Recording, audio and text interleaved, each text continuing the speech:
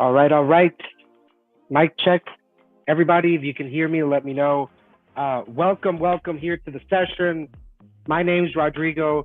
If we haven't met today, it's a great day to do that today because I have something special for you, something that you definitely want to keep your eyes open for, right? And ears. We have Nic Chahine, lead trader from the options inner circle chat room. He's basically helping traders the entire day. So what we're gonna do here, folks, in the chat, let me know if this is your first time or if you've been here before, right? So as people trickle in, as we get some people come into the session, put a one in the chat if this is your first time here. Put a two in the chat if you've been here before. Okay, and that way we'll know how to carry on the conversation. Mr. Porter, good to see you. Good to see you there, Mr. Bobby. What's up, James? Ricky? Connicator in the house. Folks, all right, so yeah, basically today we will be covering a few things here. Let me actually just zoom out there. What you're seeing there is the chat room. It's the live room, okay? So yes, we did start. We already started. We're going to get Nic here in a bit, folks. But yeah, just want to make sure that everybody's ready, right? Nic was in a live session that he does. So Monday to Friday, Nic is 9 hours in the live room, in the live session with all of his members, right? It's one big family. And on Sundays, he does a special event, right? It's from 10 a.m. to 1 p.m. Eastern. So again, full dedication, full commitment on our side, especially on Nic's side there. So we're going to give everybody here a limited time sneak peek on how Nic Chahine is helping hundreds of traders on a daily basis, all right? Profit with options. He's helping traders the entire day. We have some examples that we're going to show you, and we're going to basically make a lesson out of that so that you can see more or less the thought process behind the mastermind of Nic Chahine, right? Some of his strategies, sector scoping, technical analysis, price action, market discussions. Basically, by the end of the session, you'll be a lot smarter. You'll have a much better understanding of the market environment. All right. And if you do want to take it to the next level, I think you should. And you joined the room there with Mr. Nic Chahine. So I think we have Nic in the back somewhere there. Give me a sign there. All right. I'm here. I'm here. All right, Nic. So I know you just got off the this session. I know it gets pretty intense. A lot of education. All right. Yeah. We today, this is like the low season as far as busyness. People are out of the house. Like spring breaks and whatever. So last week we had 150 tickers. This time we had like 102, I think. But there they are. So we have a bunch. This is a recording for those that are asking. These are, you'll post them. Yeah, this is today. I was able to break it up in two videos, about 50 tickers each. So the trading scenarios right now that are going on are simple and super complicated at the same time. And before we jump into anything, I see a lot of ones. I see a lot of twos. Thank you for the twos for coming back, but there are some definite ones. So the short story is, if I have stocks, if I have a portfolio and I'm worried about my money, I should protect it. I say this, and I'm a bullish person. I say this before I say what I'm going to say next, because there are some things that are very good and the stock market is very high. It will get higher unless we have bad news coming, like new bad news. And but when the bad news hit eventually, now or next year, I don't know, the break will be violent. It could happen in 2 weeks. It can happen in 2 months. I can tell you in 2 weeks, I would be worried about what Amazon says. Okay. So here's a fun thing. During the live, the session I just had live with my own users, I think there were about 45, 50 of them live, doing 100 or so charts. While I was in there, I said, can someone get me the actual, when was the last time? I said, I don't remember Amazon ever giving me a year-over-year shrinkage in sales. You know, this company has been aggressively growing. And while I continued on, and then somebody brought me that answer. They went to ChatGPT and they asked the same question. ChatGPT said, never. Since it went public, it has never had a declining sales situation. If Amazon gets me a declining sales situation or negative growth, like they were single digit growth last 2 quarters. If this quarter in 2 weeks, whenever they report in the next 3 weeks, is negative, how will the market react to that news? And I'm not saying it's going to be. I'm saying if it is. So I've been optimistic about the economy, saying recession. If Amazon is still growing, there is no recession. But if Amazon tells me it's not growing anymore, it is a good tale on the consumer spending in the US, at least. And the consumer spending in the US, the government tells me it's 2/3 of the economy. So what if Walmart also says the same thing? So then the consumer spending is toast in the US and more pain to come. That's 2/3 of the economy. You see the difference? Technically, I would say if you tell me the SPX from here, I would say it's easier up to 45 than down to 35 based on no new shoe to drop.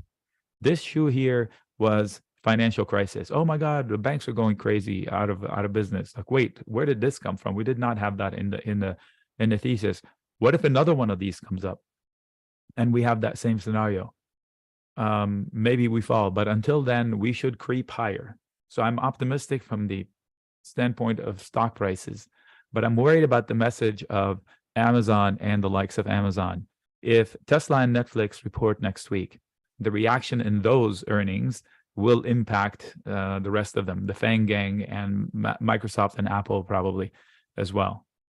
So all of these stocks are super extended. Technically, I can make an argument for a 6 to 10% rally in the next month. But I can also see a catastrophe if we have a catalyst, and we don't have that catalyst. Any catalyst any day would be called a black swan. I'm offering you a gray swan. What if the earnings come out to be a disaster from Amazon? That's my gray swan. So I just made that up. I don't know what the gray swan is. Not black swan because I foresaw it, but I couldn't, it's just a caution. So what can I do? The easiest thing is if I own, let's say $100,000 worth of stocks, equities, it's so cheap right now to buy VIX calls. So VIX is, you can't buy VIX shares. You can buy calls and puts on it. And it represents it actually measures the premium, the level of nervousness that the market makers have, those who sell options, 28 days out. I think 28 to like a week after 28 days. So 28 to 37, 35 days, something like that. So they're saying if we have hiccups here in the next couple of days, couple of weeks, they're not too worried because 28 days out, it's all fine and dandy. Okay, so I've used this logic before to buy the dip when other people are afraid. Okay, so like when the VIX is falling and everybody's freaking out and the market is falling, I would say, this is an opportunity to buy the dip. So based on that logic, there should be a 45 attempt to go to 45. How about what if they're setting us up for failure? Us being the non-VIX people, those who do not rig the game on Wall Street. So I'm cautious. And the way to guard yourself against their ruse, if that's what it is, just buy a couple of calls in the VIX. They cost $350 each. And it doesn't cover you insurance-wise, but it sure gives you a lot of upside if the markets crash. And I'm talking like I don't buy it in order for it to go from 17 to 22. I buy it so when it goes to 40. It went to 90 a couple of times in my lifetime. So once was, the most recent one was during the pandemic, 90. Let's take maybe you want to share your chart and show us the VIX. Yeah. Give us a little bit of insight into, because you are right. This is a very good time to be looking at the VIX. Well, yeah, let me share it here. There we go. And let me get my little pencil that I can write on the screen. Okay, so this is the VIX, and this is a daily chart, nothing fancy, and going back, all the way back. Now, there are some platforms, especially the newer ones, don't have the VIX, so people end up playing with the VXX and the UVXY. Not the same thing. What I'm saying about the VIX does not apply to the VXX and the UVXY. Why? I'm going to show you why. Look, I'm going back in history as far as I can. What did you notice? It's flat, right? It has a bottom. For a long time, it couldn't get out of 12. Why? Because the Fed was metal to the pedal under Bernanke and back into Yellen and then this guy. Rate cuts, QE infinity. You've heard that term. So the VIX could not come up to its average. The average, I think, is around 19 and a half-ish, give or take. So this is the VIX, right? I'm going to switch to UVIXY, which is another popular one. Yeah, so that is not it. There is no bottom in the UVIXY. It's a never-ending pit. It does not have a bottom. Okay, same with the VXX. In fact, the VXX has gone to zero several times. It's going to reverse split so it doesn't get delisted. Oh, it just did. Never mind. 1 to 4. So really, this is $10 stock, and it's gonna split again and split again and split again, backwards splitting. So it doesn't go to zero. Okay. So if you're looking for protection, I would trade the VIX. Now, the other two work well if you can time it right. If you think it's going to happen in the next week, yeah, sure, maybe they work. But if you're looking to buy and hold insurance for 3-4 weeks, maybe 5 weeks, it's not good. These guys will hold their value. Like if you buy a $300 call right now, you can sell it for $200 maybe 4 weeks from now, or maybe more. So it's cheap insurance. You're saying, I don't need it. Okay, I don't want to waste money. You waste money on insurance every day right now.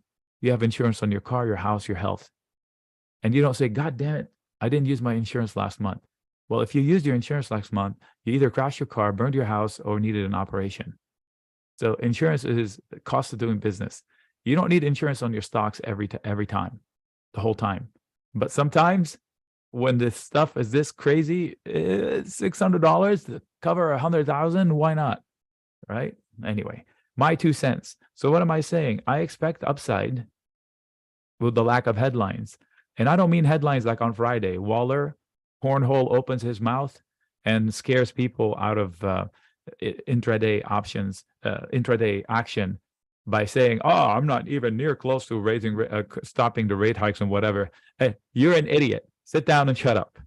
Okay, so your boss spoke, your whole gang of bandits spoke, and what you're saying, we don't care. When you guys get together and tell us something, shut your yap after that. You should be done. So they don't stop talking. And that's the deal. They scare people into being crippled and not do anything about anything. They sit back and wait for news. Ignore these morons. Don't listen to them. They don't know what they're talking about. I swear to you, they're making this stuff up on the fly. First of all, their boss is not even an economist. The guy that's in charge of the biggest economy on the planet, therefore in charge of the world, is not an economist. Now, that is a terrible scenario. So he is just making stuff up on the fly. So luckily, they decided to slow the rate hikes, and maybe they'll do one more and stop. But the regurgitation of these headlines is not the headlines I'm talking about. This headline that we had based on banks failing, this one here, that was new. Nobody was talking about a financial crisis in the world. Boom, the news came out of nowhere. Justifiable, scared moment in Wall Street.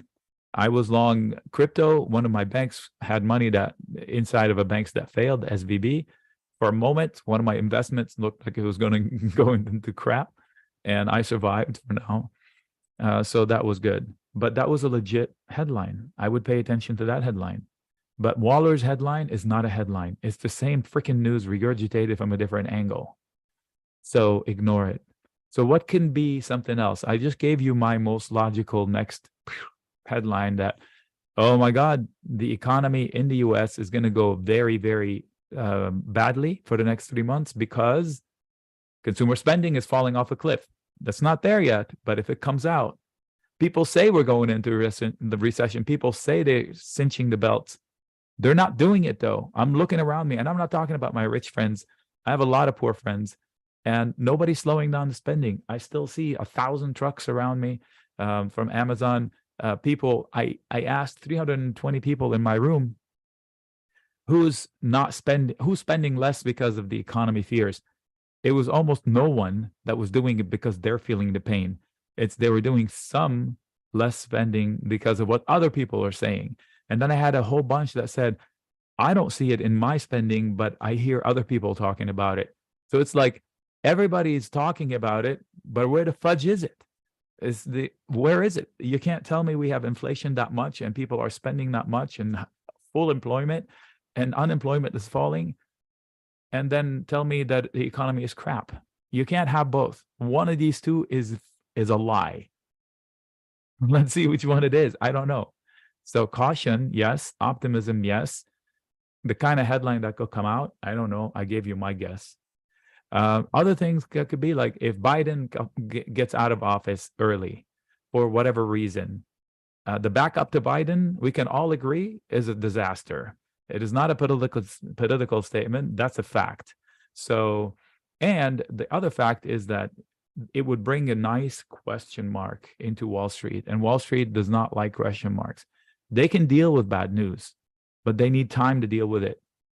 This gives them time to deal with it, and they establish the worst case scenario, and they move on. Even though the financial problem still lingers, the stock market is okay with it because they've said, okay, worst case here, best case here, and they move on.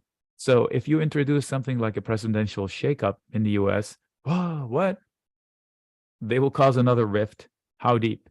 If you lose this, you will test this, and this must hold. If this doesn't hold, we're going to the 2000s, like 2800, 2900 SPX. So I'm open.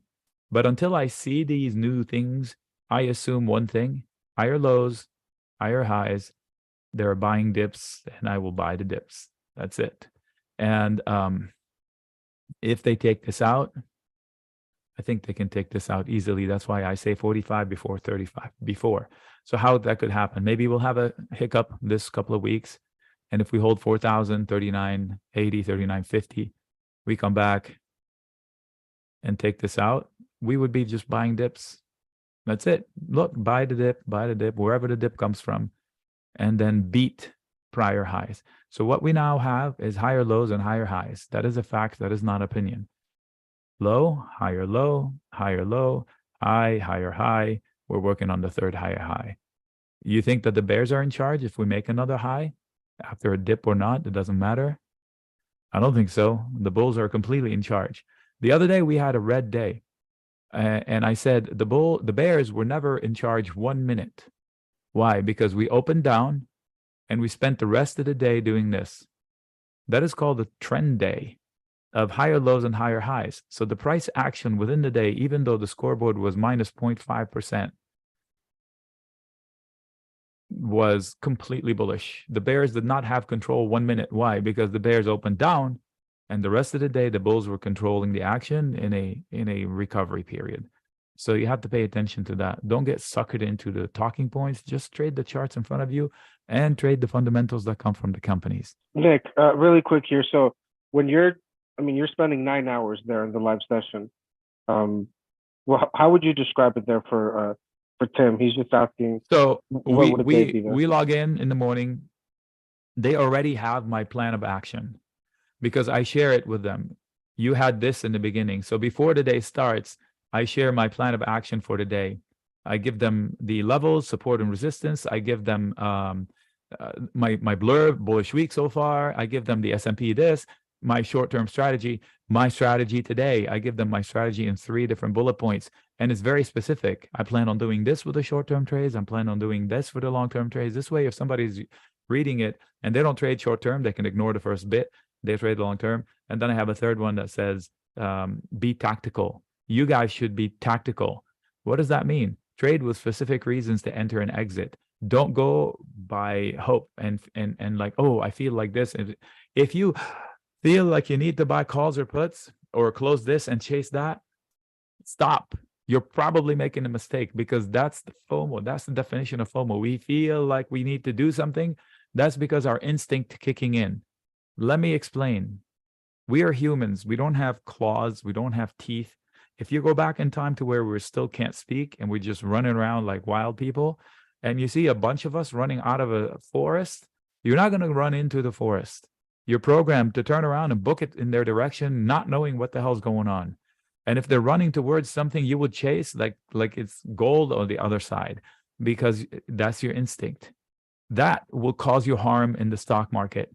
When you see people fleeing from something, You need to go into that something and find if somebody left some goodies. I'll give you a perfect example. Square recently had a huge drop, like 25% in one day, based on one idiot's opinion. Okay, this company has proven to everyone that it can do magic with its P&L. Look at this P&L. Okay, and somebody says, no, I don't think so. And by the way, that somebody is probably lined up negative, bearish, and they're allowed to come out and say this, and they have enough following that they can create their own profits. Hello, SEC. Can you go check into that for me, please? Thank you very much. And anyway, so we were long that stock at 65. I had, the way I get long, if you don't know me, the bottom line is we didn't even lose money on the trade, okay? So the stock fell from here to here. And I had a position that I'd shared with the gang at 65 and 64. So it was a bear call spread, a bullish, credit put spread, bull put spread, which is a bullish position, but luckily it does not need a rally. So if somebody bought shares, they lost money. If somebody bought calls, gone, you're not going to get your money back. We were long by saying, you know what? I like the support. I am going to bet it stays above 64. And then this happened. So they came to me, what are you going to do with the trade? I was like, nothing now. If anything, I'm going to sell my protection leg and make thousands of dollars and wait. And if somebody did that, they made a fortune on this bad trade. And then this happened and the trade fixed itself and the trade expired green. So on that day, if I wasn't in that trade, what would I have done? I would have gone long that stock because I know what I know. And one person's opinion is a beautiful reason to go and investigate an opportunity. If somebody downgrades the stock that happened on Friday, I forgot what stock it was, and the stock fell 6%, Boeing, I think. No, somebody else fell like Boeing the day after or 2 days after. And because an analyst downgraded the price target from like 65 to 56. And 56 was like a 15% rally from where the stock price is, and the knee-jerk reaction, oh my God, it got downgraded, sell. Where the frick is AI? Look at the score. They said they downgraded from up there to down here, and the price is still down here. So why are you selling? If you're listening to that analyst, why are you listening to his or her half of her message? Because they said, I don't think it's going to go to a zillion. It's going to go to a million. So you sell, even though it's still in the hundreds of thousands. That's morons. So this is where you need to go and profit from these morons. So what did I do? On that bad day, I said, I don't want to force you to do whatever I want to do. I said, I'm losing money on my trade at 65. I'm going to sell more puts at 40. So I went out and shared the trade with with my followers to sell more puts on this day when everybody was freaking the fudge out.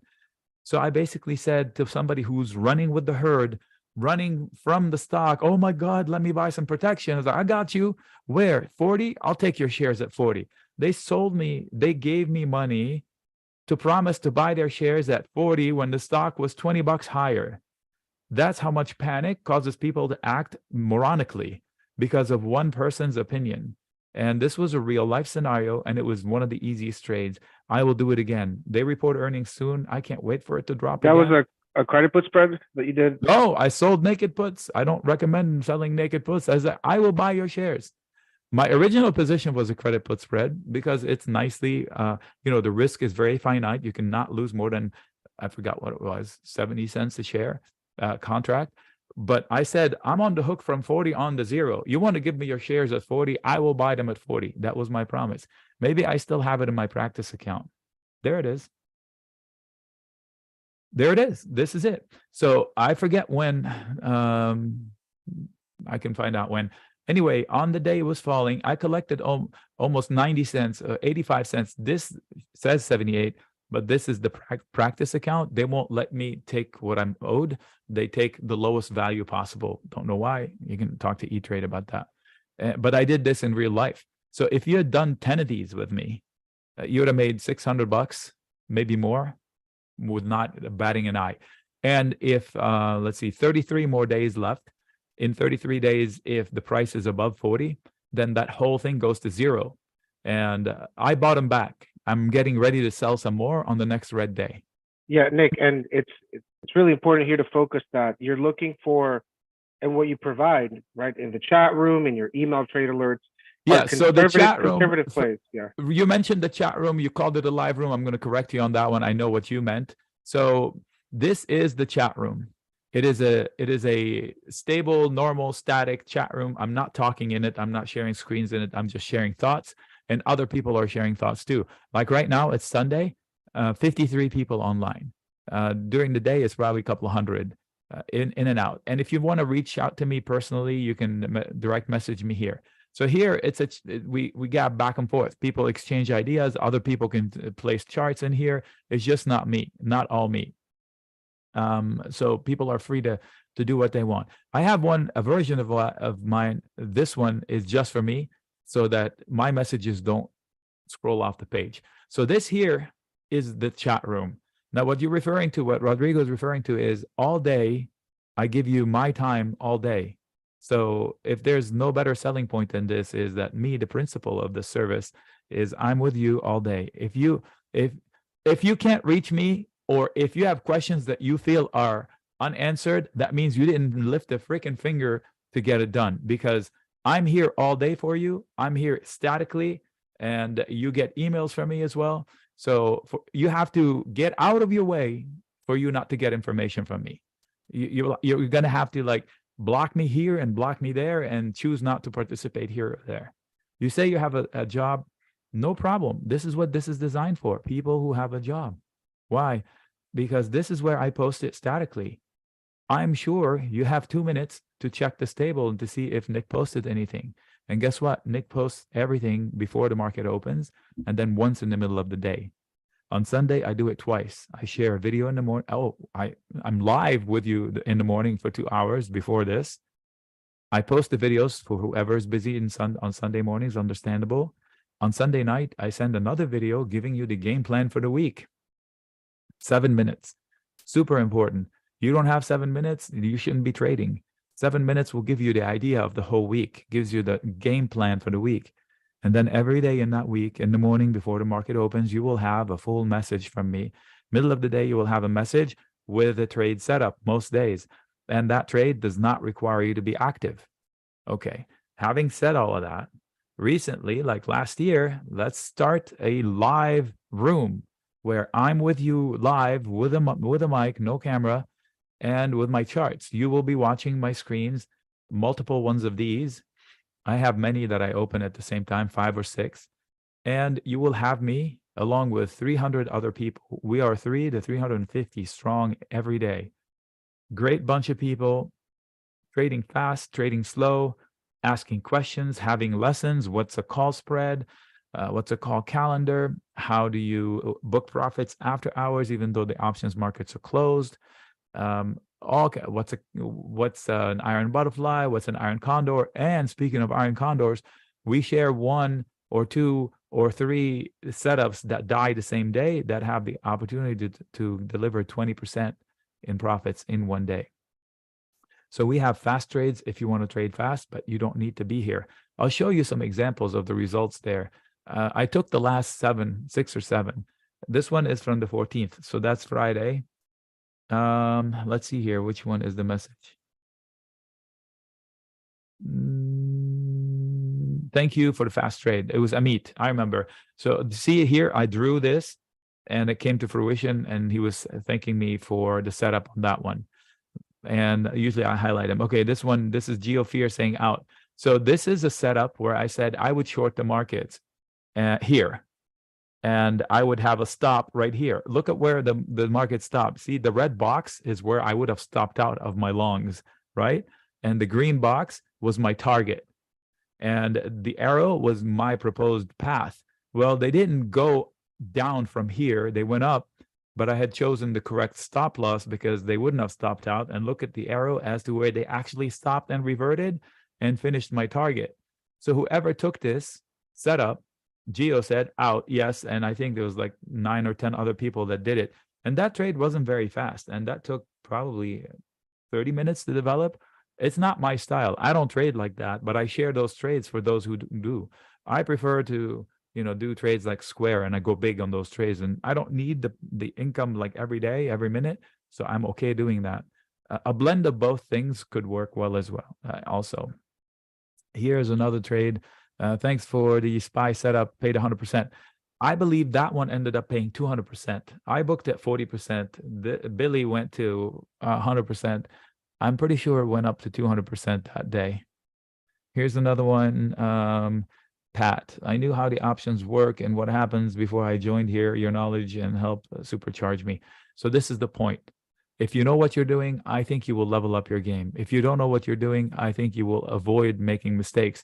If nothing but say, hey, Nick, I'm thinking about doing this. What do you think? I give this permission to everybody, and only a few people take advantage.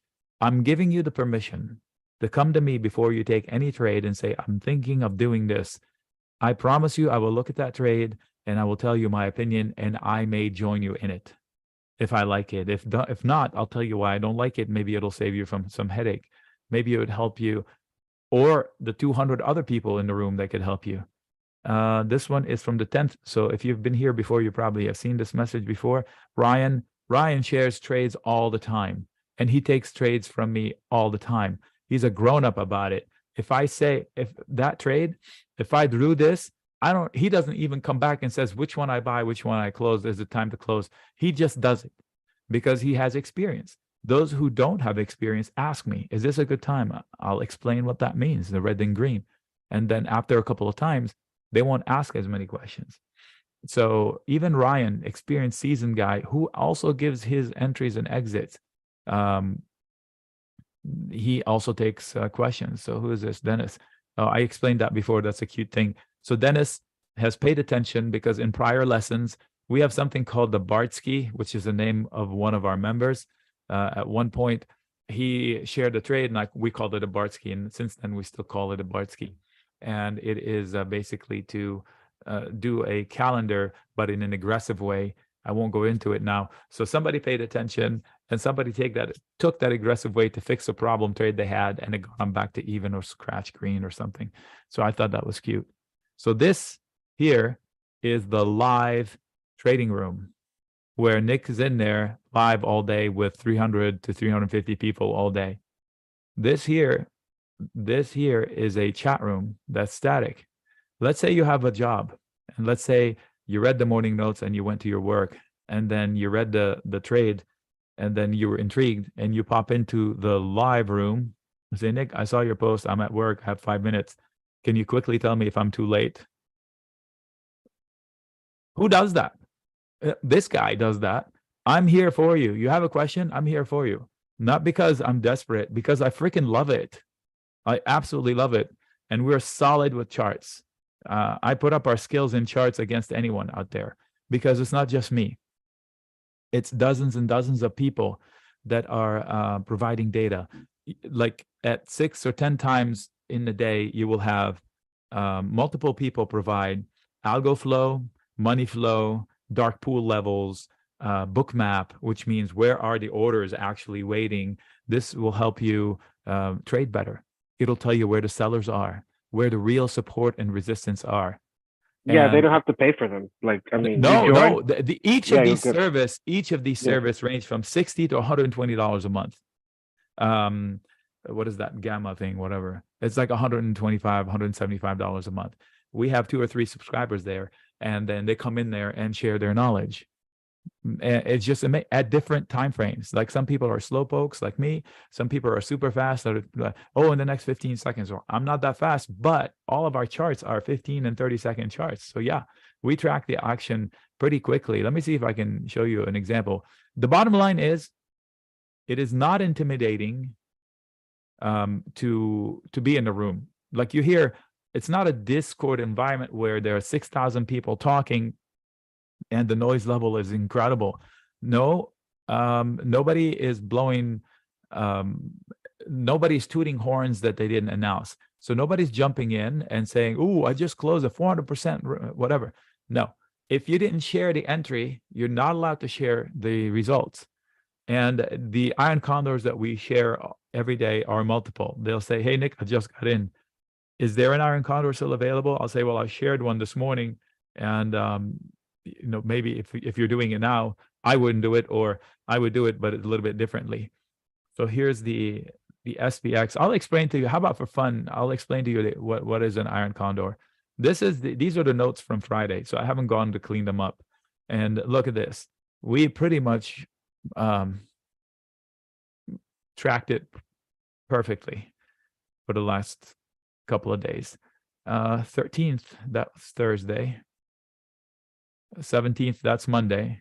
So somebody asked me for setups for Monday. So I gave them 2 setups for Monday. So they will wake up Monday with trades on. If we open quietly tomorrow, they'll make money just at the open.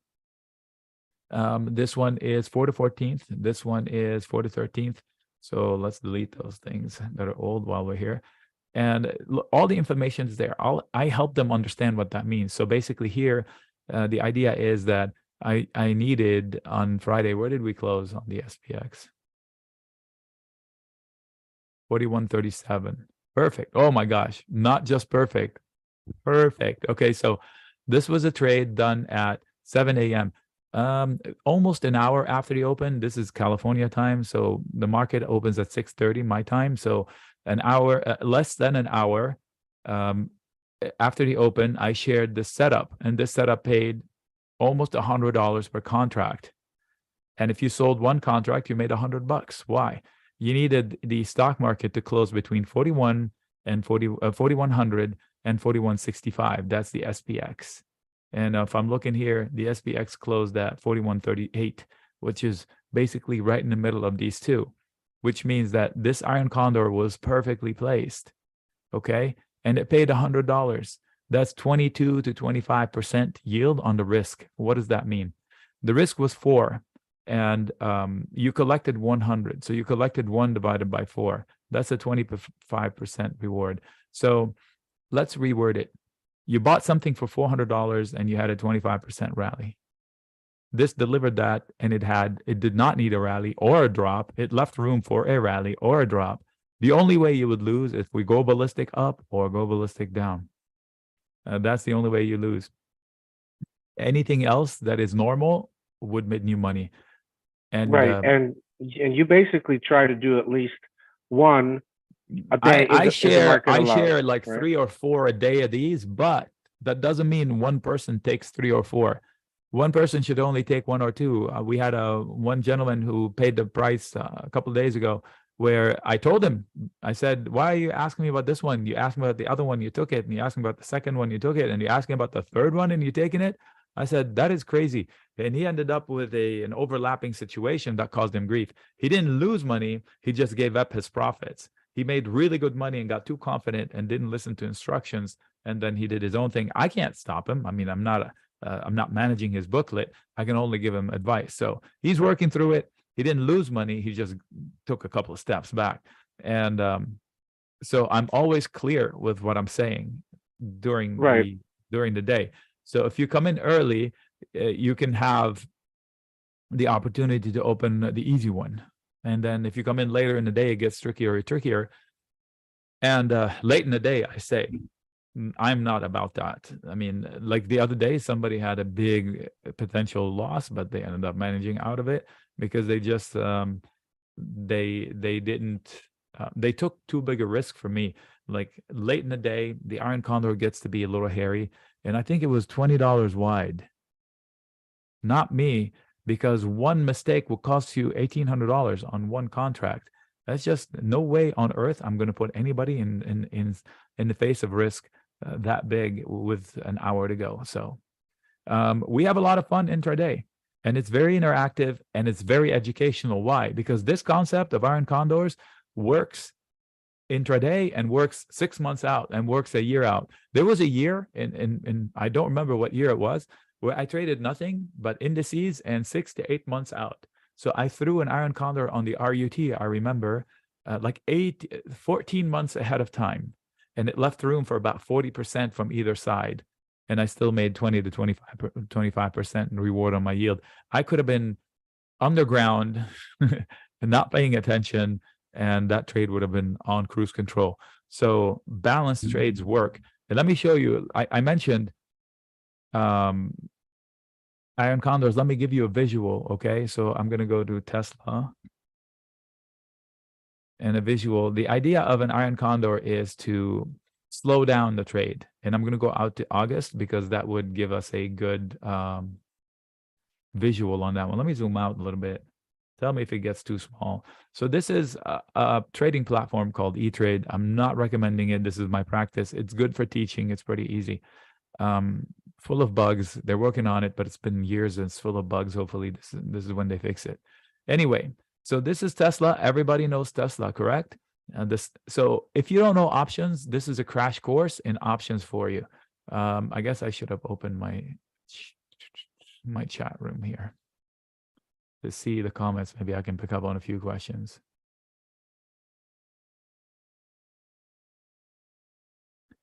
Okay. So if you are unfamiliar with what options are, this is a crash course. So pay attention. You heard the definitions of calls and puts. You can look those up. So this page right here is one contract. So options are a bunch of contracts. They have a buyer and they have a seller. So contracts, like when you enter into contracts in anything in life, you have terms and conditions, right? So let's run through the major ones here. First term is this is everything about Tesla. Everything you see here is for Tesla. And contracts have quantity. How much? 100. 100 shares for every contract here, whatever it is. This side, they're calls, and this side, they're puts. No, they're not bearish and bullish. Both can be both. It depends on what you want to do with it. One scenario on the puts is bearish. That's it. One scenario, and I'll walk you through it in a little bit. Back to the terms and conditions. We got Tesla. We got 100 shares. Time. I chose August for visual purposes. Time is 124 days. Everything here has a lifespan of 124 days. They're contracts between buyers and sellers. What other than that? Price. There's your price table. You can choose a price level at your leisure. Okay, so the buyer is in charge of everything. Once you buy something, you control the destiny. Once you sell something, you're on the hook. You're at the mercy of the buyer. The seller cannot exercise. The buyer can exercise when? Any freaking time they want. Price does not have to be at or above or below the price of the strike price. It does not. It's a misconception. They can exercise at any point in time. It's silly that they do it, but I've never seen it happen, but they can if they want to. Okay, so let's explain it in quick example. Let's say you have shares in Tesla, and you're okay losing until it hits 150 or lower, then you want to be out. You have recourse. You can pay $940 and protect your 100 shares. If Tesla does this and it falls to zero, you are guaranteed a buyer at $150 because they don't control anything. You, the buyer that put, control everything. Okay, so how does that happen? As a put buyer, you will go and you just buy the put. You say, I want to buy one put. Boom. Money leaves your account. Debit, right? So me, the put seller, which I did sell puts, but not at 150, I would be selling you that put. That's the $40 level I sold in Square. I sold Tesla at 100 and 125, and I'm still in the 125. I will close it this week. So I'm basically me, the seller. I'm selling you that put. So I'm on the hook. I may wake up one day owning Tesla shares at 150 because you exercise your right. You're the buyer, which means I break even at 140. Why? Because I collected $10 almost. So the Tesla can go to 140. I wake up, I own shares, and the stock price is 145. I sell the shares, I made money. I sell them at 140, I broke even. I sell them at 135, I lost $5 a share. Not a big deal. Okay, so that is a selling a put. Kind of describes what a put is. So how is it not bearish? Well, you're buying protection on your shares because you like Tesla. If you did not like Tesla, you would sell your shares. You wouldn't spend $1,000 to keep your shares. I'm committing to buying your shares. So I too want your shares only at a lower price. We are both bullish Tesla from different levels. So when is a put bearish? Is when you decide to go buy a put in Tesla and you don't own any shares. You can do that, but you don't own any shares. It means the only way you can make money is if Tesla falls hard. So if you're bearish on Tesla and you want to, quote, short Tesla, that is a limited way to short Tesla. The alternative would be to actually short it traditionally. That is crazy. The traditional short of Tesla works as such, or any stock. You want to short Tesla. I have Tesla shares. You borrow 100 of my shares and you sell them right away. Yeah, you borrow my shares and you sell them. Like, that's crazy. Why is that legal? I borrow your car and I sell it. So that's what's going on. You borrow my shares and you sell them and you put the money in your pocket, and Tesla falls. And if you think it's going to fall to 150 and it falls to 150, you owe me 100 shares, not the amount that you borrowed, the 100 shares. So you buy back the shares at a cheaper price and you give them back to me, and you made a difference. The problem happens is when Tesla spikes and you're losing money for as long as it's rallying. Why? Because you owe me 100 shares. You need to cover your short. You need to go out and get those 100 shares. And that's a disaster. Some people sell cars against shares they own. That's not that bad of a deal. In fact, I highly recommend it. The head of Benzinga at one point did that live in one of the shows and came back in one of the other shows. Thanks for making me $2,500 out of nothing. Yeah, because Jason jumped in and sold some covered calls against Tesla. So the Iron Condor is when you use those strategies to take both sides of the argument. This is not a trade alert. Okay, if you go and do this trade next week, you're going to lose money because you haven't done it before. This is a visual to an Iron Condor. This is not a trade alert. So right. Right. Yeah. Yeah, I just want to say here, we're getting a lot of questions here about the live room here. We can. Why don't we take a break and give you the time to do that? Yeah, let's go over this really quick here. Thanks again, folks. Michael, does Nic Chahine go over member trade ideas? Yes. That and a lot more. It's 9 hours, so you can do a lot more than just that. But yes, that's something that Nick does throughout the day. Are the sessions on Sundays recorded? Yes. Jeremy, we did post them. Nick will post them. We showed them earlier. The recording of the Sunday session is available to watch right now for members, of course, right? What is the chat room schedule? So that blue chat room that you're seeing there, that Nick is showing you, is open 24/7. There's 48 people there today on a Sunday. And just remember, right, it's basically a global chat room. We have people from all over the planet. And again, very interesting community, people there are just eager to learn and make money with Nick. It's a great environment. The price at renewal will be the same as today. So it's not going to change on you. Next question, does Nick provide education? Yes, all the time, all day. Chat room notifications.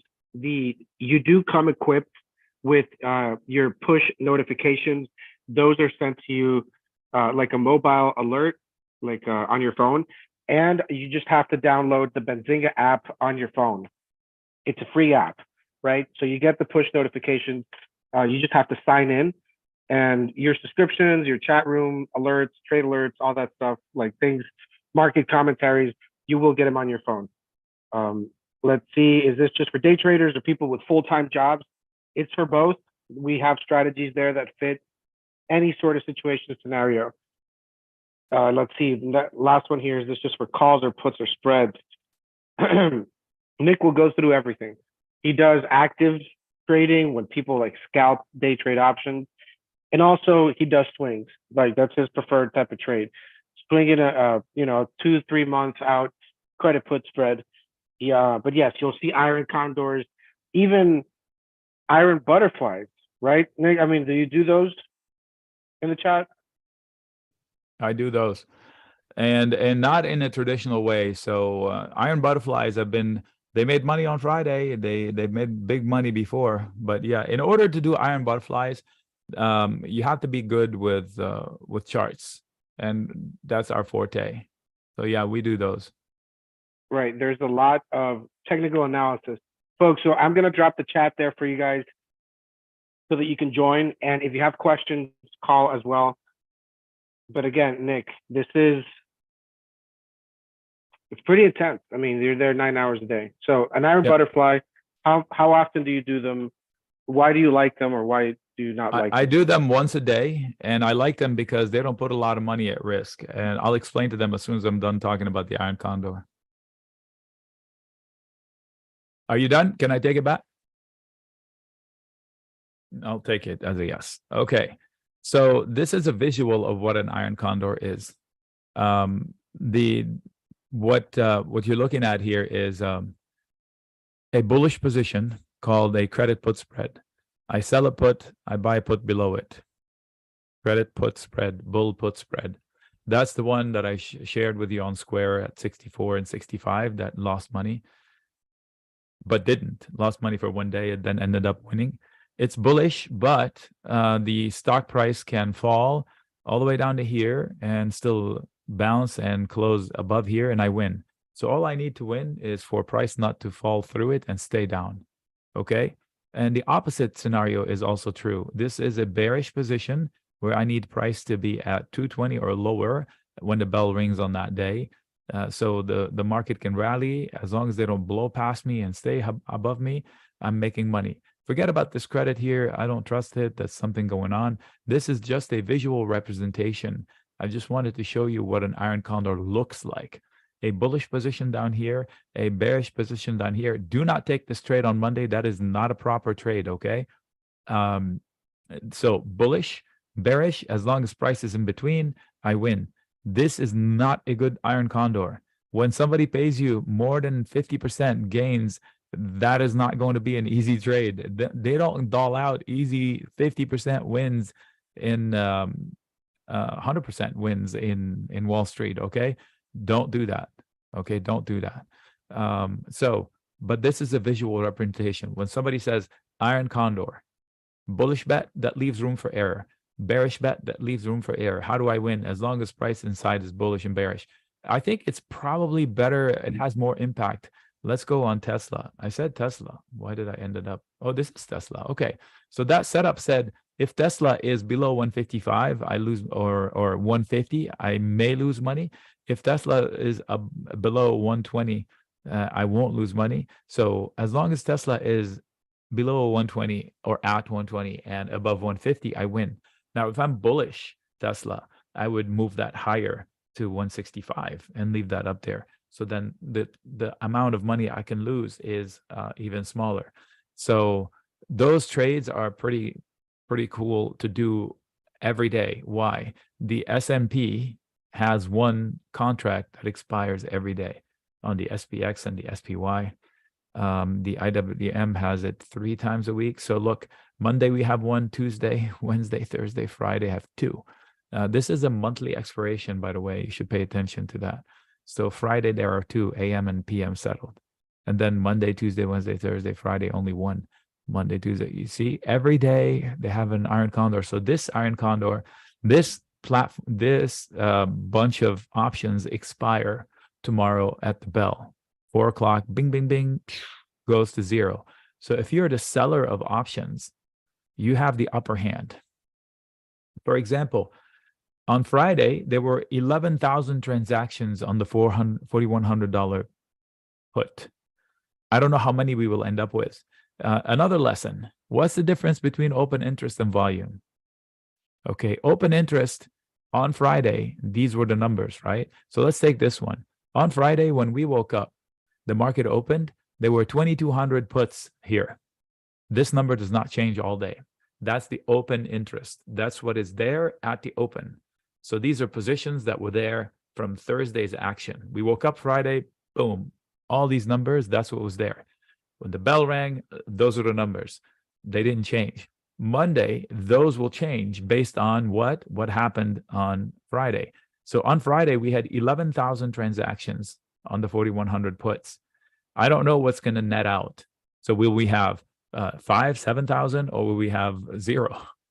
So these are transactions, but they could be the same put going back and forth. You don't know. But you know that it was a point of contention. There was a point of interest. So on Monday, the volume will click back to 0 in the morning and start clicking up all day. Transactions, not positions. And the positions, the open interest will be a static number. It won't be 2,200, 7,000, whatever it is. Then it does not change until Tuesday morning. And then Tuesday morning, the volume goes back to zero. That's the difference, right? So that's important. Another thing that's important to pay attention to is the delta. So the buyers, those 11,000 transactions, let's assume 5,000, 7,000 net puts buyers, they're buying a 7 delta, 0.07. Okay. Pay attention. Another important lesson on options, a crash course in options. How do you think what are my odds of winning? Not great if you're the buyer, good if you're the seller. Why? 41.37 on Friday when the market closed. So right here, price was right here. The delta here is about a coin flip, 45, 50 cents usually. Look, it drops and drops and drops and drops and drops. This is your odds of success. When you buy stock shares or you buy calls or puts at current price, the buyer and the seller have equal footing. Nobody has a statistical advantage. When you buy shares, you can win 50-50. It goes up, you win. It goes down, you lose. 50-50. You give yourself a little bit of advantage by doing some homework, but mathematically, you're at even keel. And this one, you're not at 50-50. The buyer of that put needs a drop and a big drop to make money. The seller of that put doesn't need anything. They just need tick, tock, time to tick, and they win. So you see how that number dwindles? So the buyer's advantage, weak, very weak. So whoever bought these, they are needing a miracle open down in order to make money. But if they get it, they make a lot of money. It's basically a lottery ticket. It's cheap. It pays a lot, but it's not likely to happen. Okay. Same on the call side. If you buy a cheap call, same thing. Okay. So that's a little tangent that's important to go on. So the Iron Condor, if I'm a seller of options intraday and I'm an active trader and I'm a trader that knows charts, the advantage is in my hands. And that's what we do all day. All day, I am focused on that. And all day, I'm using the SPY options to guess the close. We guess the close within $10 almost every day. It doesn't sound impressive on the SPX. Trust me, you try to do it. It's freaking impressive, and I'm proud of it. Why? Imagine if you make an Iron Condor where you only need a big range to win, and you can pinpoint the closing number within $10. It's freaking easy money. It's like taking money from a baby. Once in a while, you get a trend day that blows you out, but we usually see it happening early, and we take defense advantage. I will take a bad day last week. Can't remember what day it was. The market was too bullish. And those who fought the credit call spread, I think it was this day right there. This day was too bullish. Let's go to SPX, SPY.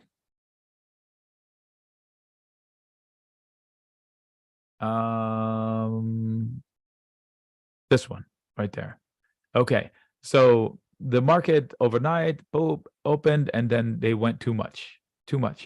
They did not, the clues that were in the options world that I usually read went crazy, and the retail investor just went beyond the expectations. We saw it coming, and the defense actions would have fixed everything. So it is important, if you take those intraday setups, to know your stuff. Otherwise, you get caught, and it's very costly. So I gave enough instructions for most people to follow. One person got stuck, and it took them a couple of days to come out of it, and they still have a loss, but at least they're probably going to survive that loss. So if somebody rolled that problem over one day, they got out of it immediately, but it was a painful process. But it wasn't painful if they identified the defense, and my strategy would have provided them in thousands to offset the losses that they suffered. So I said, it looks like it could go there. To be safe, buy a call, and I specifically said which call. So with instructions like that, even the bad days don't have to be painful. But doing it alone, you would sit and say, I hope. But if you have somebody nagging at you, telling you, stop hoping, I would do this, I would do that, and then helping you move the risk somewhere else. I'm not trading people's. I'm saying if I had that position, that's what I would be doing. In my hands, I would wait another 15 minutes, or I wouldn't wait a minute, or I wouldn't take that trade, or I would skip this, or I would do that. So if you're an active trader or you need help live, I'm there. If you're a quiet person that don't want to ever deal with me, this is your opportunity here. You read what I'm saying, you do it. If you need help, you come in, you ask a question, and you leave. If you want to actively trade, we are your gang. We have 300 people solid, and it's a cool environment. There's not one jerk in there, I promise. A lot of jokers, no jerks. Girls, boys, equity traders, futures traders, options traders, a blend of everything. We even have a few currency traders, crypto traders, and no traders, people that are there to learn how to trade, and they trade fake money, paper trades. That, in fact, the next question is here. I'm pretty sure some of you are asking, how much money do I need? You need zero. If you're using real money to learn, what are you doing? You don't go to war with real bullets until you learn how to shoot and avoid the being shot. So learn with fake money. And then when you're deciding to go live, you go live with one contract, as ridiculous as it sounds, just one. So you either make $100 or you have the potential to lose 400 or less. So this is how it works. No money. So you don't need to be a trader already. If you just are interested, I have older people, I have super young people, and you can tell. But the goal is the same: learn, learn, learn. If you're here to learn and seeing grown-up trades, this is it. It doesn't get any better than this. I don't say it because it's my service. I say it because I'm realistic about what I'm offering. Education all day, trade setups that I have and I share with you, trade handling bad trades from your end, doing your homework for you. See this list here? This list of tickers that they gave me to do. I would never look at this one, or this one, or Broadcom, or CLF. I would never trade these, or Coin. But guess what? I will answer every question. There are some micro caps here that are just, bleh, but there it is. I'm answering all of them. I would never trade Halliburton or Hood. I own 100 shares from a mistake of mine, or HSTM, but I will answer the questions. Hundreds of tickers every week. So I'll do your homework for you. I'll help you structure your trade. I'll help you evaluate your trade. I'll give you my trade if you want it. I'll teach you how to trade like me, or how to best trade yours. I'll help you to intraday, trying to get to be an active trader, and answer every question in between. What else do you want? What else do you want? All this for the price of whatever. Whatever is the price. It's not enough. Whatever that price is, it's not enough.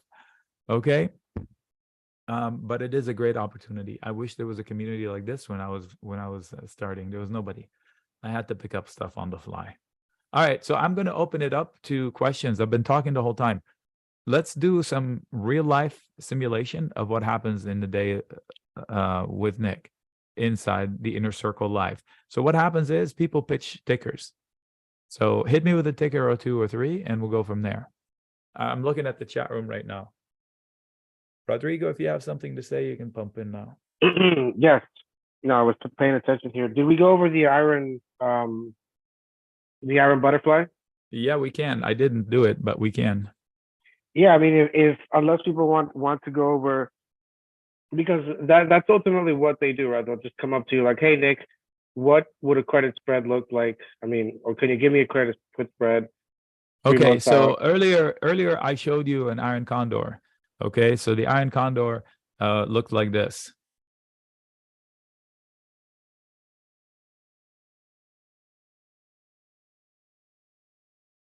This is an iron condor, right? We have a credit put spread, and then some area of defense, and a area in defense, and a credit call spread.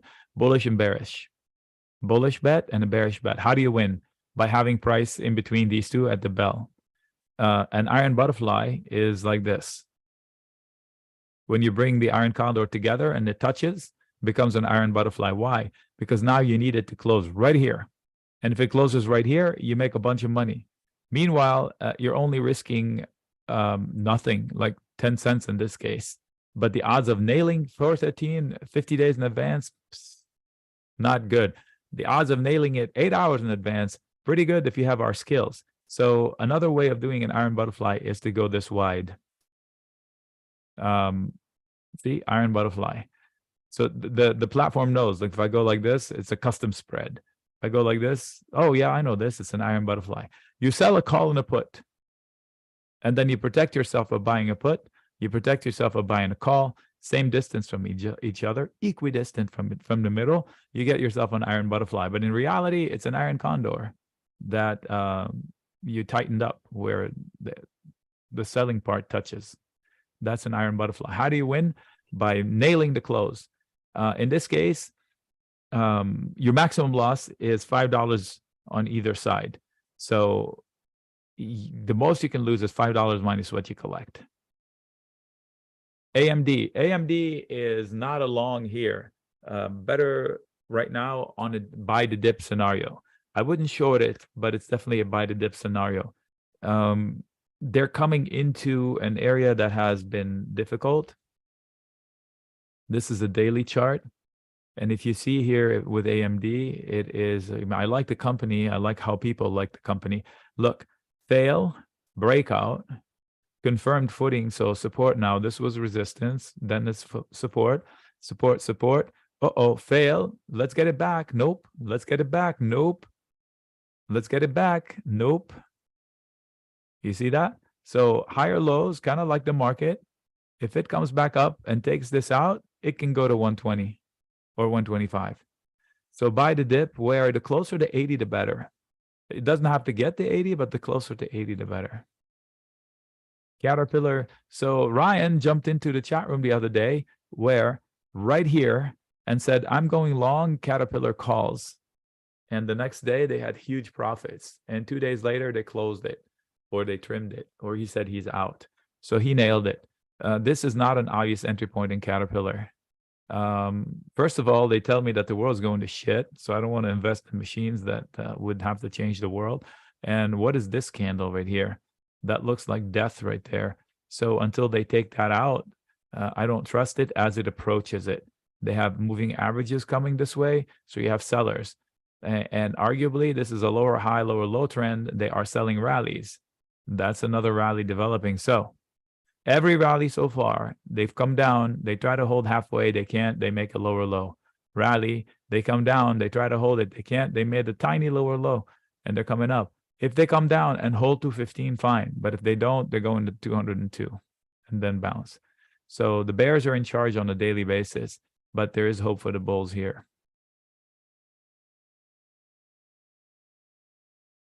Right. What about PayPal? I don't have many technical indicators. You're referring to the fact that I have 20. Look at what you see on my screen. I have 3 or 4 moving averages. I have harmonics. That's that green M. And this SR red, it's a custom made one for my people, so I don't have to draw boxes. This is resistance. This is support. This is support. So I don't have to keep drawing boxes. So when they see the line, they know what to do with it. I don't have many. I have a lot that are not turned on. Oh, volume profile, I have that. But I only use, I only need eyeballs and moving averages. That's it. Everything else is gravy. Like the fact that this green tool tells me there might be an opportunity. It's called harmonics. It's about $1,000 worth every penny, but I don't need it. But if I have it, I'll use it. And it comes with 2 other tools. This one here and this one here. And one hidden tool that draws these circles and triangles, but it's all a package to try to identify some Fibonacci retracement levels based on harmonics. So I don't need any of these tools. What I would like to have is a moving average, 2, great, some volume profiles, which is this guy right there. I don't need it, but it'll be nice. But then the rest comes from the eyeballs. Just look like whoever bought this here. Who is this? Caterpillar? Let me zoom out. Let me see if I can find a clue from prior behaviors. Nope, this was an all-time high. Okay. So that is, they were saved by the bell. Let's see, other tickers. Anyway, so yeah, eyeballs to show me levels. Like somebody that bought here is not looking here. Look at this. I mean, this is like surgical. If you bought here, you didn't look left because that is an important level. What do they say? Prior support becomes forward resistance. Nick, Jason's asking here if you teach technical analysis in the live room. I just did right here. Yes, the answer is hell yes. So not to say yes. That's all we do. That is like our bread and butter, technical analysis. I challenge the biggest technical analyst on Wall Street to come down here and do as good a job as we do from all angles. Like, I mean, all freaking angles. It's a joke when I draw lines on my chart. No, take out the lines, Nick, when somebody doesn't agree with it. It's like a path. Okay, so let me go to Friday and see if I can show you the arrows I had and the actual development. Look at these two arrows. I promise you that these arrows were there before the actual price happened. And then I said, watch this arrow, look how close here. And then I said, watch this arrow. And then the third arrow failed right there. So like this didn't play out, but most of the arrows that we place play out. These two lines, pivotal, right? On this day, trust me, they were pivotal. They were here as resistance the day before. I just moved them over to here. That's one of them right there. So we are pretty good at nailing the range and trading it. So this red W is a bearish scenario that could lead us down to 411.6. So if tomorrow we open down, oh my God, blah, blah, so and so, blah, blah, blah, somebody farted in the world somewhere. We open down to here. People will be running to buy puts. Nope, that would be a place to get long because why? This is target 1, this is target 2 of this red thing. If it's all about technicals, they're going to find a reason to come down to here, bounce a little bit, lose it, come down to here, and then come back down, and then you'll have this ascending channel. And then before you know it, they're breaking out of here, and everybody was saying, oh, now I feel better about it, and they buy calls up here, rinse and repeat. They buy puts here, and they buy calls up here, and that's exactly what they shouldn't be doing because they're going by FOMO and not anticipation. We know where prices can go, so we know what mistakes not to do. It's not a guarantee that we will open down, but if we do open down, we have an idea of where is going to be support 1 and support 2. So yes, I just gave you a lesson on that right here, right now. Okay, what do we have next? What are some tips for beginners? That are people that are don't trade with real money. Tip number 1: do not trade with real money. Do not trade with real money, because who does that? You don't do that in anything in your life. You don't jump in a car and start driving without training. Okay, baby steps in every. When you get hired, they don't tell you go do your thing unless you're specifically doing a function that you know. There's always training involved, and they don't let you trade. I'll give you an example. When I first hooked up with Benzinga, 2011 or 2012, I can't remember. At the end of 2011, they didn't know what credit spreads were. Nobody was doing credit spreads, and I had the service where it was a credit spread service, and they put me on. They took me live, but nobody could see my trades because they didn't know. They needed to put me in a sandbox. Same. You don't know. Why would you use real money? So I was trading. I was writing up trades like I had members, but I didn't. I only had people from the Benzinga team watching my stuff. And after a month, they felt comfortable and they opened it up to the public. So they were practicing with fake money, so to speak. You should too.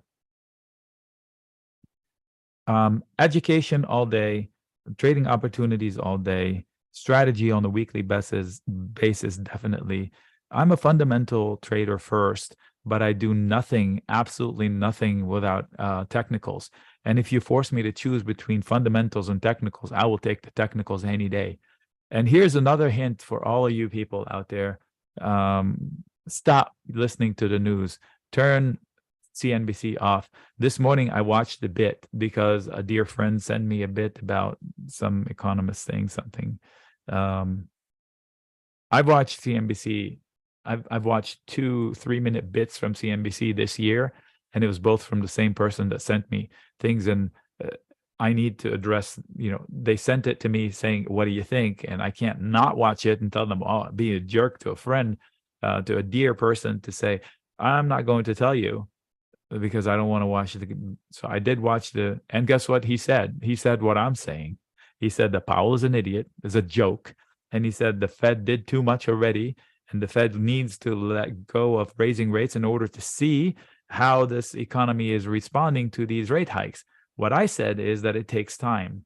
So they keep doing until they see it in the measurements. By the time you see it in these awful government measurements, it's too late. You've done too much. So he used a better analogy. He said, what did he say? It takes like 10 miles to steer a ship, a tanker, like 10 miles to make a turn, a tanker. So it's a slow moving boat. And they see, I raised 3 times. Let me look at the CPI. Nope. I'm going to raise more. Let me look at the CPI. Nope. I'm going to raise more. And by the time the CPI starts to show you some weakness, you've done too much tightening. You've tightened too far. Well, That's Nic, why they say that the Fed's always late, and they always do too much, and they're late acting because they see these horrible, horrible reports from the governments. I cannot emphasize how bad the reports from the governments are. Have you noticed something? Have you noticed something? Since the financial crisis, every government report is perfect to expectations. It's fucking perfect. Yeah, it's not a coincidence. These are manipulated numbers. They're incorrect and they're manipulated. And if you go back and look at the revision tables, I found one of the government's data. They published their revision tables, and I think they published a table showing that the mean adjustment after 3, they have 3 official adjustments to every payroll number, like the NFP, the jobs number. The mean adjustment is 70,000 jobs. Going back to 1970, 70,000 jobs. So if the report is 210 new jobs created, they could be off by 70,000. What's that, 1/3? 1/3. Imagine being a financial reporter and you send to the government, you remember my taxes last year? I was a skosh off. I was like 1/3 of my income. I forgot. Yeah, I forgot to mention I made a little extra money on the side. Yeah, unacceptable. But there we are. And that's what Powell is using. Oh my God, what a disaster in the making. So just put your head down, ignore the news as much as possible. Stay safe with the news, like track the news if you live in an area where you need news to be safe. But from a trading and investment perspective, if you're investing and trading the news, you're too late. The news gets disseminated and we are the last to see it. Okay, even the intern at the news agency sees it before you. The intern is going to call his family or her family. The people that have the news are not going to share it until they act on it first. Don't tell me they don't do that. I don't believe it for a minute. Like Goldman Sachs and JP Morgan and Bank of America, they have a news desk that decides to send out news about companies that move markets about those companies. Oh, and they also have a trading desk. You want to tell me that the news desk doesn't talk to the trading desk? It's not supposed to. Okay. I've got a bridge to sell you if that's the case. Anyway, so don't trade the news. Do your own homework. Use logic. Use methods that don't require you to be picture perfect. And here's one. If you don't use options and you want to use a method that's been working forever, average into a position, not average down. This is a lesson. Pay attention to this difference. It will save you thousands. You want to jump into, I'll give you my personal example. I always use it. Palantir, PLTR. I like the company as an investment long-term. I think it's misunderstood. Now the market is coming to it. AI is no longer a joke. It is something that every company needs to have at one level or another. Palantir falls on false pretenses. It falls because the guy has bad hair and people don't like him. That's the reason to buy it. And the guy makes too much money. That's not relevant to the stock success in the future. It also falls because the sales mix. They sell some stuff to the government and some stuff to commercial. And this is coming down and this is going up. So basically they sell apples and oranges, And now they're selling fewer apples, more oranges, and the overall sales are growing. So who cares if they sell fewer oranges than apples? So, or vice versa. All right. So Palantir, I liked it. I wanted to jump in at 14 or whatever. I didn't jump in all in. So let's say I wanted to own 1,000 shares of Palantir in the end. I just jumped in with 300. Okay. So, and then Palantir got shellacked, and then I added another 300, for example. So now I have 600 priced here. Okay. I'm not averaging down. If I had taken the 1,000 altogether, I would not have added. Nope. When you take your full position, don't add. You leave yourself no room to manage your risk. But when you take but what if it goes? So what if it goes? So what? That's the last stock you can add on the way up too. So I like to take one bite and wait. And if I entered it right, then I'll add some more. But I'm averaging into a full size position. And now I ended up not adding the 300, but how did I add? Maybe I did add a little bit, not 300 though. So I sold puts. Let's say I wanted to add 300. I could have sold 3 puts for income. And I did. I sold many, many puts, and they were never assigned. The puts is like that Tesla thing where I sell a put, or like the Square at 40. Somebody wants to buy puts because they're afraid or they think that the stock is falling, and I disagree. And then nothing happens and they don't give me shares. That premium they paid me dies, and they're in my favor. They bought a lottery ticket. It didn't work. I kept the money. So now my price is 7.2-ish, maybe a little bit less, a little more. And the stock is whatever, 8 point whatever. But I'm not inclined to add, but I averaged into almost 2/3 of a position. So average into a stock. That's one method for you to leave room for error. So somebody talked about AMD and CAT. If you're looking to get into AMD and you buy your 200 AMD shares right now, I think you're making a mistake. Maybe. And you don't have any recourse. What if AMD falls 30%, 40%? You don't think so? During the pandemic, I sold AMD $20 puts. Somebody paid me $2,200 to buy their shares at $20. 20. That's how much of a panic. People are idiots sometimes. They lose their mind. So don't go all in. If the stock falls 30%, what do? You add more, but now you made your problem bigger. It's not right. Take half a position. And then if it falls, take the other half, and then you would have bought it halfway. You would have done something about it. With options, it's a lot easier. For me, I don't buy shares. I sell puts. And if you give me the shares, so be it. Nick, can you take a look at NVIDIA? It's at a pretty, it's more than doubled. It's even, the NVIDIA comments are even worse than AMD. It's one of the stocks somebody asked about today. So here's NVIDIA. By the way, NVIDIA, we freaking nailed it. I'll give you the background. Up here, I said it can come down to here. I kid you not, I'm on video, you can go back. I said the actual target is somewhere down here, but I think it will stop somewhere here. Look at where it stopped.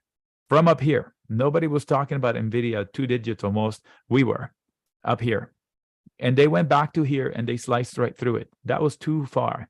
But I can explain it technically. Inverse head and shoulders here. Right around here is about the target. If you want to go 72, 140. So yeah, they overdid the target a little bit. The opposite of the head and shoulders came up here, inverse head and shoulders. So NVIDIA made more progress than AMD. So I would be buying dips in NVIDIA where 240 or 220 or 215. Why? Because that is the neckline that caused the problem. So if you say this was support and it was, and it was, and it was, and then it wasn't, and then they couldn't recover it, and then they burst through it, and why not come back to it again somehow? Or close to it. Below 240 for sure. At 220, definitely. Below 210, definitely. So it is in the hands of the bulls. They are buying dips. And along the ways, we identified opportunities to trade it. You can see this green line right here. Okay, so we're not oblivious to what's going on. We know what's going on, and we trade it agnostically. I don't care that it's run too fast. It is vulnerable. I stand by my statement. So if it comes down to 248 to 245 or 240, we won't be running from it. We will be looking for bullish positions. Why? Because we know around 228 it's going to have buyers. Depends on the environment. So guess what? Here's a scenario here. Look, something like this, something like that. These are necklines, and it looks like head and shoulders or not. So it's easily vulnerable to come down to here. Now, if they don't, let's say we have a bullish week in the market and they take this out, they're probably going to take this out and get to 290. Not many people are looking at 290. You want even more upside potential? To tell you that I'm looking both ways, I'm not blind to one side or the other. Okay, check this out. Hold on to your horses. Why am I looking to buy the dip in this sucker? Huge failure. Assume this was a complete mistake. Huge failure, same place. Let's say they fail a little bit. A huge failure, right? It's going to be pretty good support. Let's say they do this. Boom, and they take this out. This is the target. What? Yeah, shoulder, head, shoulder. The size of the rally is this big. This has to do with it. So they're going to have hideous resistance over here. But technically, the upside can be like 400 plus. This is from a guy who says it's too high. But I don't care what my opinion is as to whether I agree with it or not. It's playing out in front of me. So what do? I look at the price action for the next couple of days, maybe a couple of weeks. If you lose this area and you come down into the 230, it's an opportunity to engage for the short term. Meanwhile, if you don't do that and you come back and you take the prior fails from April, early April, gone, and you start looking at resistance levels. This is not a good time to go. Not a good time to go long Google. Doesn't mean it doesn't go higher. It's going into a prior fail. Now, Friday, somebody knew something. Oh, we were live on Thursday. Somebody jumped into my direct message and said, look at Google. I see from TradeEtics a trade alert, somebody putting a $1 million bet on Google Friday upside potential. And if you were tracking the market on Friday, Google was one of the leaders and it had a strong day on a weak market. And that trade played out very, very well. Well, here's the thing. If Google takes out this, it's 116, 118. So what's going on here? It's actually 125, 126. Look at the size of this cup and handle. It doesn't look like it should be easy, but man, oh man, if we don't correct this week, this thing is going to go to the moon. Why? This is a cup and handle. The size of the rally is this much. Whoops, somewhere on here. A lot of resistance in the way, including here and here and here. But this bowl is the size of the rally. Like this depth of the bowl is the upside potential. Why not do it after a dip? So this probably was chatter about Bard. If you don't know what Bard is, you've heard of ChatGPT. Well, Alphabet, I'm not going to say the other word because I have a machine behind me, it'll answer. Alphabet stock, Alphabet company has its own ChatGPT competitive called Bard, B-A-R-D. I've used it. It's freaking pretty good. I've used it functionally to do two things for work. One of which even is silly stuff. So anyway, it's the trend. Everybody's looking for it, and the thing rallied based on it. Probably gave the right answer to somebody, and they preached about it. So don't fight the trend.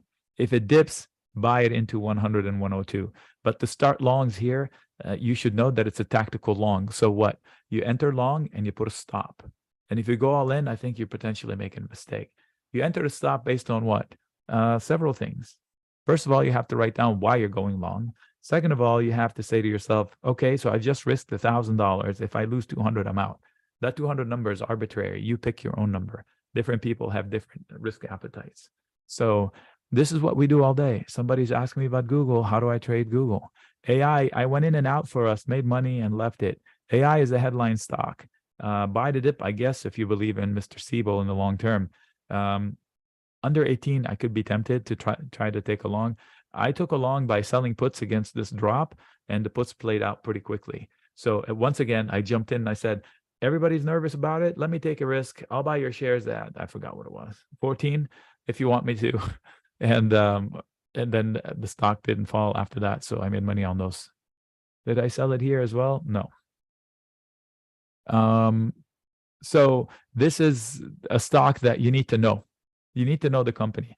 I'm long Palantir, so I'm not in love with AI. They kind of run in the same circles. Look at the spending, look at the sales growth. I mean, there is sales growth, but there's a lot of spending and it's small. Palantir is 2 billion, maybe $2.2 billion booking a year. These guys have not even cracked 260 million. So it's impressive, but it's still too tiny. So JJ, if it's an investment for the long term, I would not go all in. It is a headline stock now. Isn't it a buyout headline stock? What if there's news? Oh, that buyout is gone. It'll be in 15, in this under 16 in no time. So leave some powder, dry powder. Okay. All right. So I'm running out of energy here. I need a break or give me something. Let's see. Tickers, questions. What else? This is what happens. I speak 9 hours a day. That's why my voice is gone. I'm not sick. I just speak too much. My voice is gone. I turn into Barry White from time to time because of the voice goes. And I just noticed I didn't refill my water, which is very, very bad.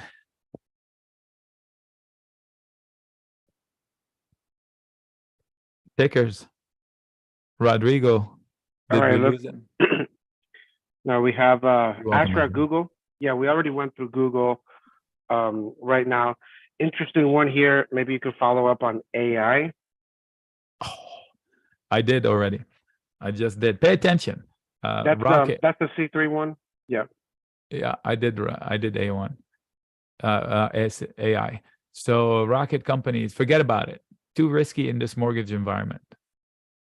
Too risky. Look at the sales. No. No. 16 billion to 4 billion. No.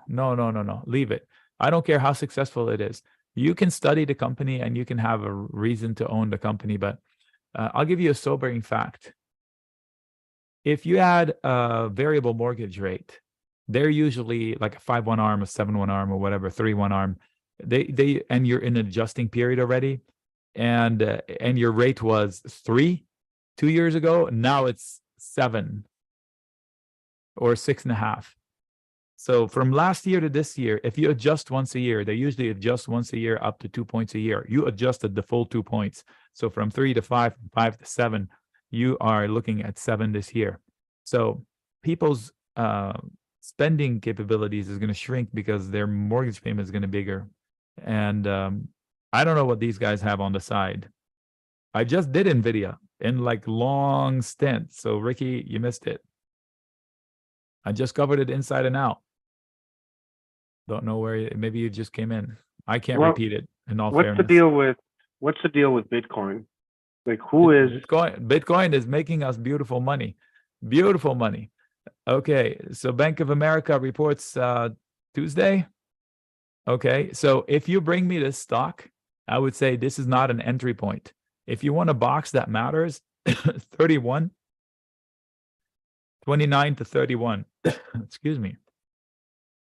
If you want a value that matters, 30.4. It is not a reason to get long right here. Banks don't have a good history of follow through upside after earnings. Having said that, this is an unusual circumstance. Why? They just had a crash based on fears that they're going out of business, and that didn't happen. So maybe everybody that sold, weak hands have sold, and whoever's left is strong. So I'm not buying calls. I would sell puts in it under 26, but not before the earnings. Bitcoin. So I woke up to a pleasant surprise last week. Can you guess what it is? By the way, I got long Beto for us at 1150. It was 18 last week. Anybody know? It's on the chart. 47 cents. Dividend paid monthly. What? I got a message saying you got paid dividends. It's like, I don't remember having dividend stocks. And I log in, and it's not the first time, but this was 15 cents. This was 10 cents. This was 45 cents. What? And this is an ETF that tracks Bitcoins. It tracks Bitcoin futures, so Bitcoin prices, BTUSD, D. So this is the BTCUSD. I can't type today. The price of Bitcoin is one thing, right? And then you have the Bitcoin futures contract, which tracks this. So BITO is ETF that tracks that. So if somebody wants to trade crypto and doesn't want the risk of having an account in a crypto company that you don't trust, this is another way of trading crypto inside your own Schwab account or any account, BITO. It's a regular stock that you can buy and sell. I've been long since even 10 or 11. I'm not closing it until Bitcoin hits 42, 46, something like that. When I started saying I'm not selling until that, but there's a stop at 35 or 32, people made whatever. Guess what? It was 31, 32 last week on Bitcoin. Yeah, why not? Drop to 25 again, 28, reload, come out of the high from last week. The next stop is in the 40s. Schwab, I said I'm selling naked puts in Schwab when the CEO bought millions of dollars of shares. And so we made money. But then I closed them because I think they report earnings tomorrow morning. So, so it is not for me to guess which way people are going to react to earnings. So if they react negatively to earnings, I may sell puts in it again. Hey, no problem. You missed NVIDIA, but I don't want to re-say it because everybody here has already heard it. Maybe there's a recording. The bottom line is I would buy the dip in NVIDIA and be open for the dip to come. And when it comes, it's a buying opportunity. And if for crazy reason it breaks out, it can even go to an all-time high. Join the group, because then you would have me as a resource and everybody else in the room, like 300 live people. And then you can have, at any point in time, you pop in. And I do repeat things inside the live room all the time. Because people pop in and out, and I don't mind repeating, but here we have limited time. Okay, speaking of limited time, I have like 5 more minutes in me. I can't speak anymore. Gold and palladium. I shorted gold when? Can you guess? Let me show you the chart. I shorted GLD. Guess when? I'm smiling. Here. I sent out a note. I sold the call spread the next day. Boom. Easy money. 45, 55% of the maximum gains in one day. Thank you very much. I'll get you on the flip side. So I'm not bearish gold. I said go long down here a couple of times. I said buy the dip. It played out. This is too high. Why? Somebody that bought here, are you not looking left? I mean, what are you thinking? What are you thinking? Getting long gold here or here? I mean, what? Oh, you're smarter than these people or these people? How about you see the market, let you be smarter before you chase it? Never, ever in your life do I go long a stock when it's going into 2 massive fails. Almost identical fashion. Irrational exuberance, to use a term that everybody knows. And it's up here and the FOMO is kicking in and the zebras are all running in one direction and you go, I gotta buy it. And then you tell this guy, you know what? I've seen you hold that stinking bag of poop for about a year now, a year and 2 months.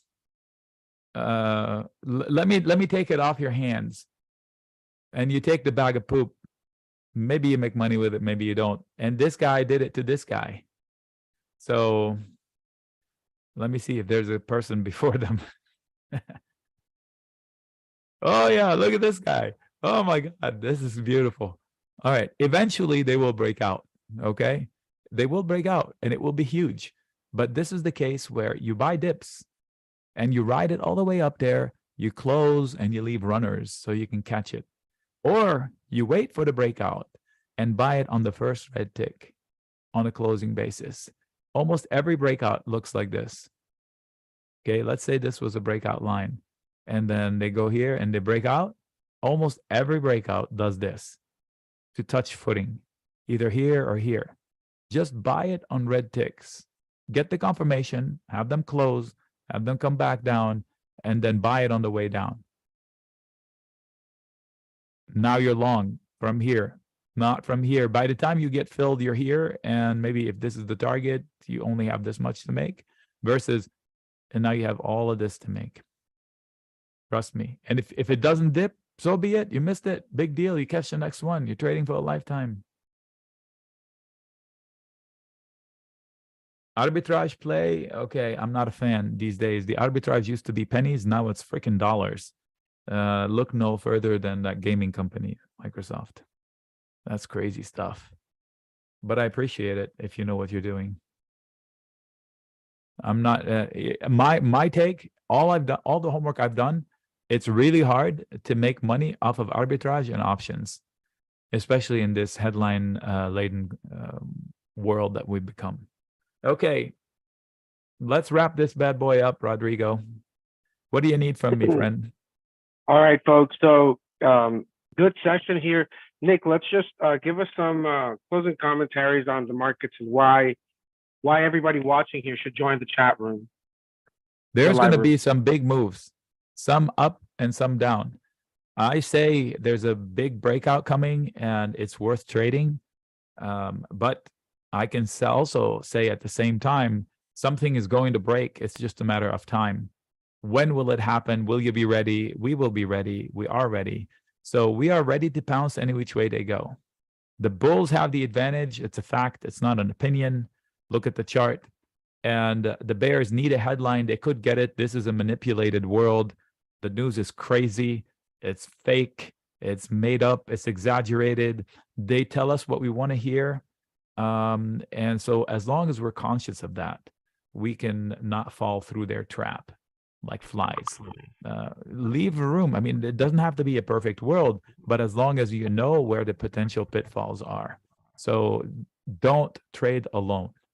You will be the sheep that they will eat. So we are a bunch of sheep to where a wolf is scared of us.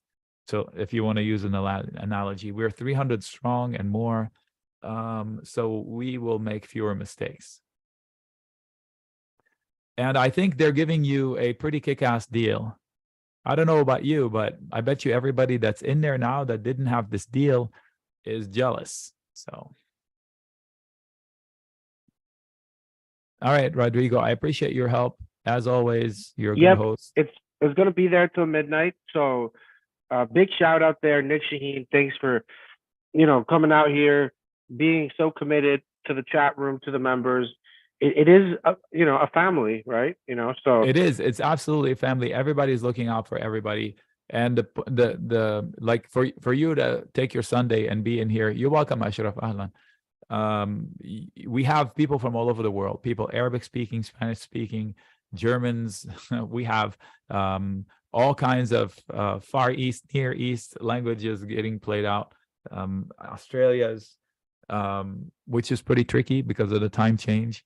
We have people that are in places where they have to use a VPN to go around government limitations, which is the other day I had an email, one of those, hey, I'm jumping from VPN to VPN so don't catch me. I was like, dude, don't get arrested, man. But I appreciate your efforts. So it's crazy because it's a good community. I think everybody's looking out for everybody. So join it. You won't be disappointed. If your goal is to find a place where you can trade with friends and to have somebody have your back. My family don't talk stocks. If I wanted to chat with any of my family, not one person in my family knows what I mean. One cousin, and he doesn't live anywhere near me. He's actually selling puts for a living. He's a genetics engineer, and that's all he does. He sells puts for a living. So nobody knows how to speak my language. And then when I see 300 friends, I'm willing to spend all day with them. So I'm here. Everybody's here. Don't trade alone. You'll make fewer mistakes. I know it's a lot of money up front, $2,200 or whatever it is, but in the long run, it isn't. Break it down by month and consider it being a membership to a club that allows you to become a better player of whatever you're trying to do. Anyway, that's my 2 cents. I didn't have any services like this when I was coming up the ranks. And if I did, my life would have been a lot easier. Yeah, I mean, that's it's unfortunate, for new traders that end up, I guess, blowing up their account because they're trying to wing it. It is a reality. It is definitely a reality. I know yeah, friends who've blown up their accounts. Yeah. right. And that's why it's important to start, with a mentor, with an instructor. I think it's great, Nick, everything you're doing here for the members. I appreciate it, and see if give Rodrigo a call. He might have a side deal for you. I'm not sure. He's a crafty guy. He knows what he's doing. So give him a call. If nothing, if you have any reservations, just pick up the phone and give him a call. That's right. Give me a call, okay? Nick, thanks a lot, brother. I will see you in the chat room. Folks, Absolutely. See you I'm tomorrow. going to stick around here. All right, man. I'm going to stick around here and show you the live room right now. This is the checkout. Basically, just want to wrap this up here with you guys. You will be in a live room with Nick from 8 a.m. till 5 p.m. Eastern, okay? You will have full access to all trade ideas, thought process, market commentary from Nic Chahine. Daily education on strategies that will help you become a successful options trader. We're talking about private coaching, private mentorship, on demand, okay? Anytime, a la carte, all right? Mobile friendly alerts, push notifications that are sent directly to your phone, mobile alert. It's free, you don't have to pay for it. Now, we did throw in some bonuses here. This is only gonna be here till midnight. These 3 things are only added till midnight, okay? What are they? So, Sunday stock review lesson, 3 hours, every Sunday, never miss. We're talking about 150 to 200 stocks being reviewed from everything, like the fundamentals all the way to technical analysis and patterns, price patterns, channels, everything. You'll see the video. So that's one of the bonuses you'll have here before midnight. Bonus number 2, all right? You will have full access to Nic Chahine's private education library, okay? It's only for his members. 3 cobblers, no, unfortunately not, but if you're a member, you will get access to it. Yep. So, all right, so that's a bonus, right? And then number 3, you will get 20 email trades per month separate from the chat room, okay? Separate from the chat room. So you will get, let's say, 3 to 5 plus trades per day on the chat room. And then separately, you're going to get 20 a month. We're talking about like maybe 5 a week. 5 a week. That's so you can pick and choose. You can pick and choose which type of trade you want to make, and you can basically talk with Nick about that trade.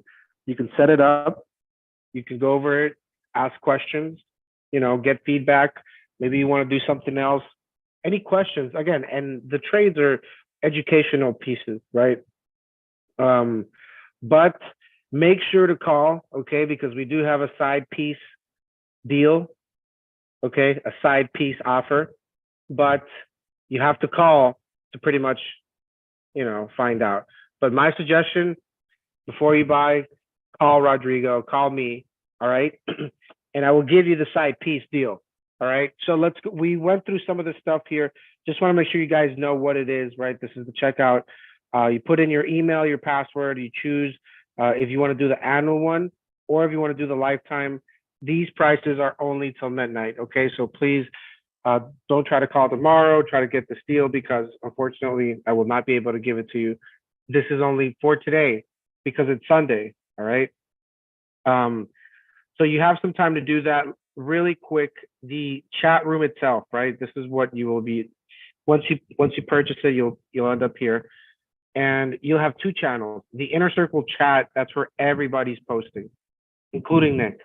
And then you have Nick's important messages, where only Nick can post.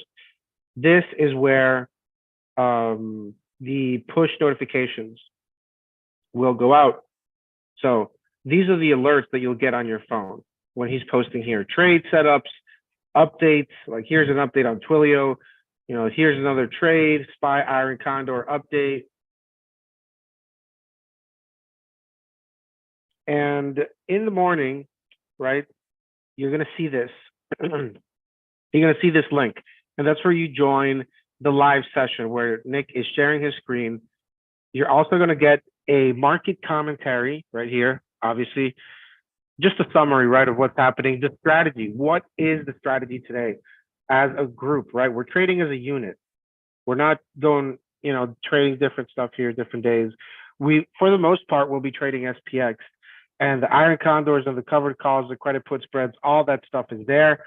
The iron condor seems to be a very popular one, to the point where Nic is trying to do one a day. Obviously, market conditions need to allow for such trade to be profitable, right? You don't just make trades for making them. But yeah, I mean, you'll get these trades literally every single day, plus your email stuff. These are the indexes that are charted out. You got SPY, Qs, IWM with technical levels, support levels. Everything is there covered for you, right? And even these notes here, 224 low Ukraine headline.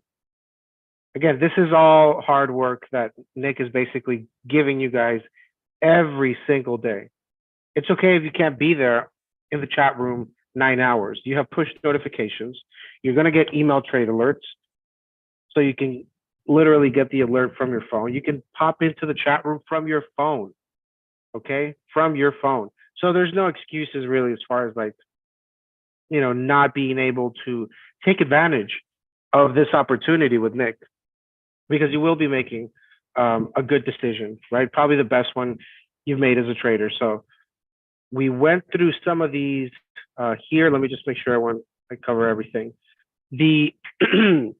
Once you sign up, Michael, make sure to check your email. You will get some welcome emails sent to you. But all right, yes, and the meeting on Sunday.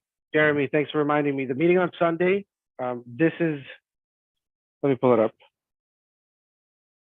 This is how it's going to be, right?